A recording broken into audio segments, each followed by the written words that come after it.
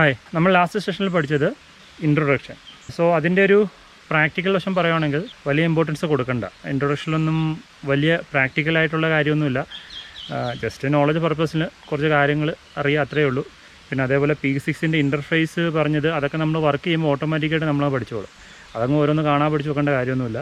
പിന്നെ ജസ്റ്റ് ഒരു ഇൻട്രൊഡക്ഷൻ പോലെ പറഞ്ഞതേ ഉള്ളൂ. അതിനൊരു വലിയ ഒരു പഠിക്കാൻ വേണ്ടി ഒരു സ്ട്രെസ്സ് കൊടുക്കേണ്ട എന്നാണ് ഞാൻ ഉദ്ദേശിച്ചത്. അത് ഓട്ടോമാറ്റിക്കലായിട്ട് നമ്മൾ പഠിക്കാൻ നേരം അത് ആ ഒരു അറ്റ്മോസ്ഫിയറും വിൻഡോസും P6 അറ്റ്മോസ്ഫിയർ വിൻഡോസ് ഓട്ടോമാറ്റിക്കായിട്ട് അതിങ്ങ് വന്നോളും. നമ്മൾ കൂടുതലായിട്ട് അതിൻ്റെ ഓരോ ഏരിയ ഇന്നതാണ് പേര് അതിലൊന്നും ഒരു കാര്യമില്ല.